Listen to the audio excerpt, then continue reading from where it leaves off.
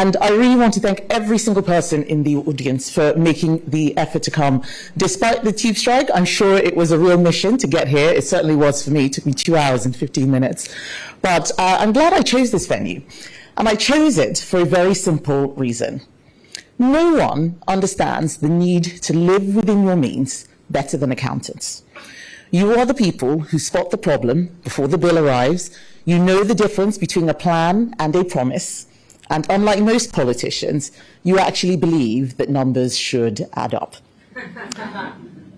The rules of economics are stubborn, and if you ignore them, they have a way of catching up with you. No one knows better than accountants that you cannot spend what you do not have.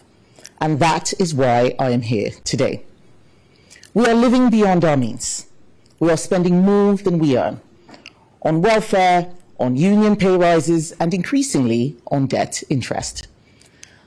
Alongside record levels of taxation, this government is borrowing more and more money, and our national credit card is close to maxed out.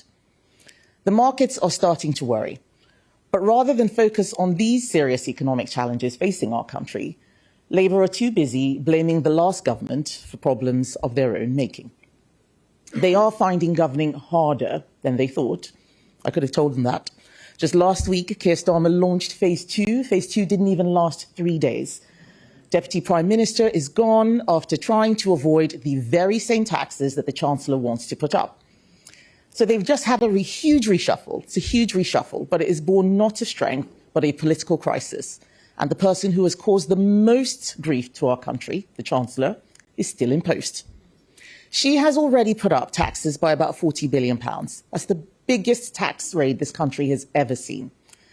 And in the next 5 years, she will double the deficit. So this combination of record taxes and borrowing can only mean one thing, that she has lost control of spending completely, and investors can see it. I warned this summer that we could face a bond crisis if we carry on like this. And this autumn, like a risky customer, the markets are charging us more to borrow than at any time in the last 27 years. This isn't our destiny. It is happening because of the terrible decisions that Rachel Reeves made. And unsurprisingly, her figures are not adding up. She seems to think that the solution is yet another round of taxing, another round of borrowing. But that will just cement what I call the tax doom loop, which she's created. The thing that she and Keir Starmer are missing is plain to everyone else, including and especially people in this room. Because every family, every business, every charity knows what it means to live within your means. And if you don't pay your bills, you will go bankrupt. If you max out your credit card and the late notice charges start piling up, there's only one answer: cut your spending. This is a fact of life that we all have to live by. Ends must meet. And if they do not, there will be consequences. But this Labour government is behaving as if the rules don't apply to them, because they think they're nice people. And they are making no real effort to live within their means, because they're worried that living within their means doesn't look nice. So instead, they are leading Britain into a deeper and deeper crisis because of their pride. And I don't think that people have realised yet just how bad this mess is.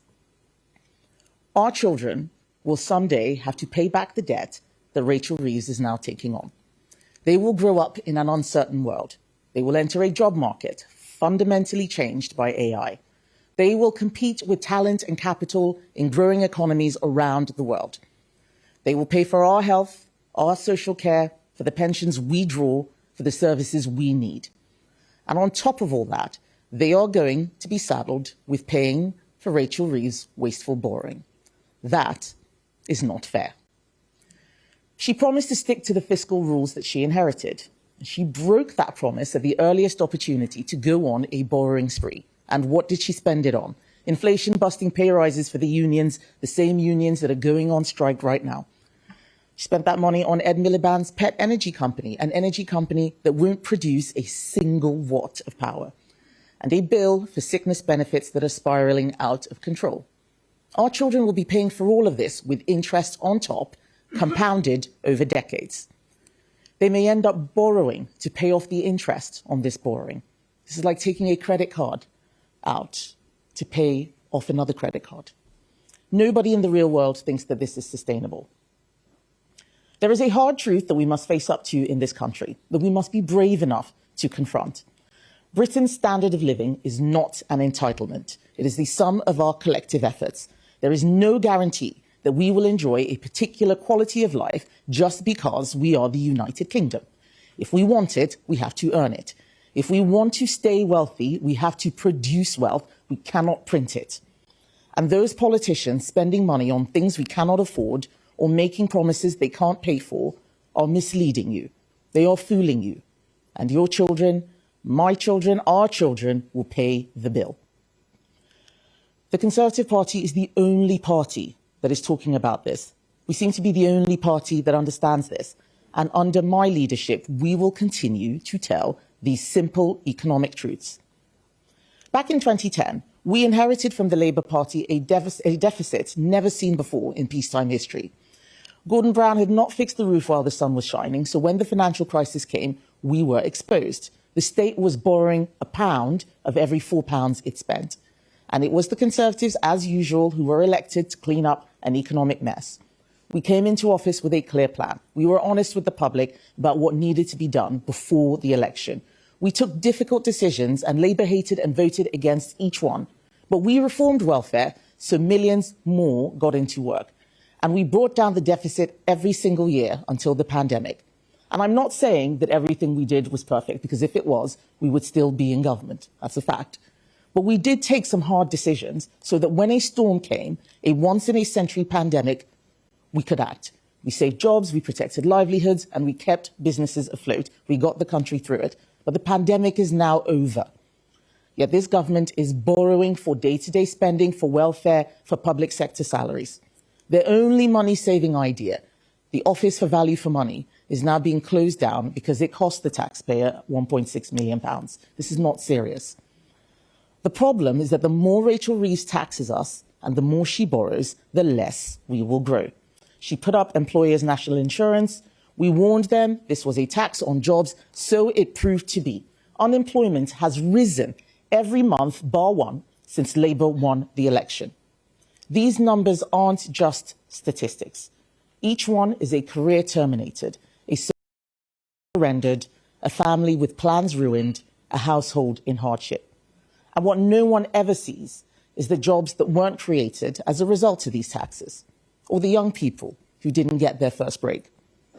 And to cap it all off, the government have let the trade unions dictate a raft of new burdensome red tape. They are, right now, pushing through an employment bill that increases trade union power and guarantees more strikes like the ones crippling London today. That bill will destroy probation periods as we know them and bring in day one rights that put young people and people coming off benefits at a disadvantage. And in a move we have never seen before, all 5 of the major business groups have come out against these new regulations. Angela Rayner was the champion of this war on enterprise. But now that she's gone, I say it's time for the government to drop this bill and go for growth.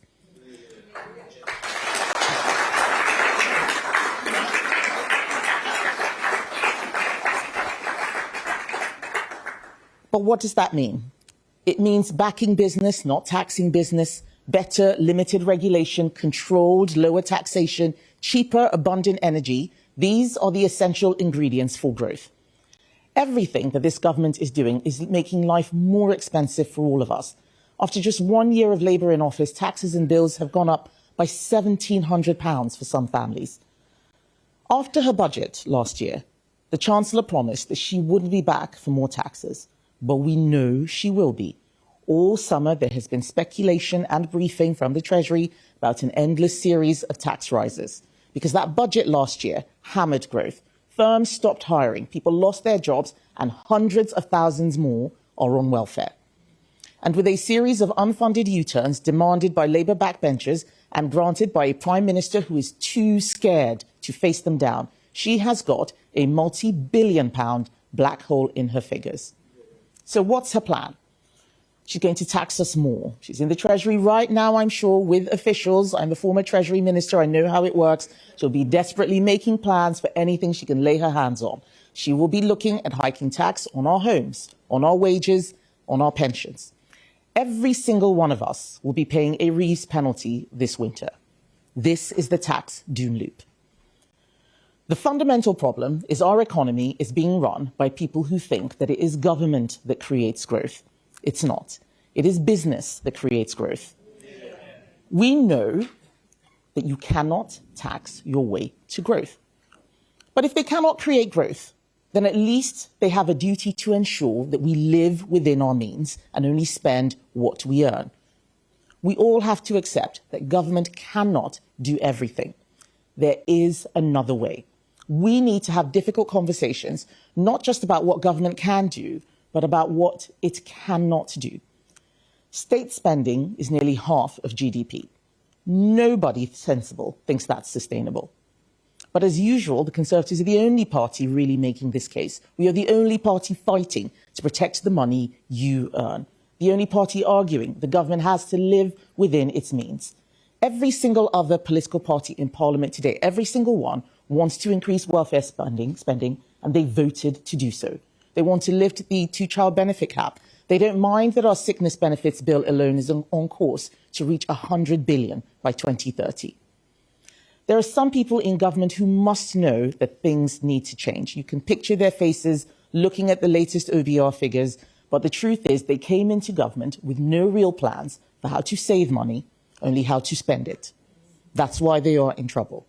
And that is why today I am making the Prime Minister a serious offer, because the Conservative Party will always act in the national interest. If he is serious about cutting spending and really bringing down the welfare bill, we will help him. The last time he tried this in July, the Prime Minister was humiliated by his own backbenchers. He had to gut a bill just 90 minutes before MPs were due to vote on it. And he created a £5 billion hole in the Chancellor's finances. After his unexpected reshuffle last week, he now has a new welfare secretary, a new chief whip, and a new opportunity. The papers say he is gearing up for another go at welfare savings. But the backbenchers who blocked him last time haven't gone away. Even with a 170-seat majority, the Prime Minister is weak. Right at this moment, his party is gearing up to elect a deputy from the left of Labour, a deputy who will do everything they can to frustrate the changes our country so desperately needs. So whether he wants to admit it or not, Keir Starmer needs our help. If he wants to cut spending and stop this tax doom loop that he created, if he wants to stop pushing up inflation, he simply cannot afford to fail at this again. We cannot afford for him to fail at this again. And so the Shadow Chancellor, Shadow Welfare Secretary and I are making him a clear offer. Sit down with us. Let's agree a way to bring welfare spending down. And I will offer him the support of the Conservative Party. This isn't a blank cheque, but I can say this. If we agree to something, we will vote for it in Parliament on a 3-line whip. There will always be some people who need support, and the Conservatives will make sure they get it. But the current system is out of control, and it threatens all the good that it was designed to do. This is an offer to work together in the national interest, to find common ground and get a serious plan. The country knows that it's the right thing to do. Keir Starmer and Rachel Reeves have a choice. They can bow to their left-wing Labour MPs again, they can hike up taxes and borrow more and risk our economic future, or for once, they can do the right thing. I hope the Prime Minister will put our country before his party and agree to work across the aisle on this. He knows that it is the right thing to do.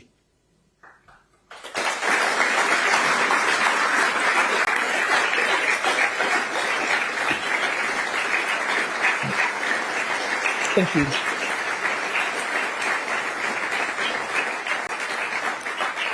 So I think we now have questions from the media. First up is Tamara Cohen from Sky. Thank you very much. Tamara Cohen, Sky News. You said that you want to help Keir Starmer bring the welfare bill down. You had an opportunity less than 3 months ago to vote for a package of welfare cuts worth £5 billion, but you instructed your MPs not to vote for those. Do you regret that decision?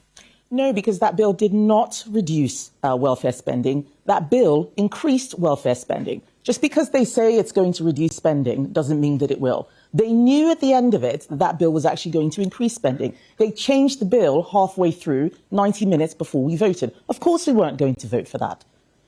Why I'm making this offer today is so that we don't have a repeat of what we saw, where Labour backbench MPs held the Prime Minister hostage. So we know that he may not have the numbers, and we are offering ours. If he will work with us, let's find some common ground. We can do this. Thank you. Chris Hope, GB News. Chris Hope, GB News. Last night at the Parliamentary Labour Party, Keir Starmer talked about Reform UK twice. He talked about the Green Party as the problem facing Labour. Today, Bridget Phillipson talks more about reform, doesn't mention the Tory party. You haven't mentioned reform at all in your speech. Do you worry that you're sliding into irrelevance in politics as a party? Reform want to increase welfare spending. I did mention them. I said every single other party. They don't get any special treatment. They're just as bad as all the other left-wing parties. Yeah.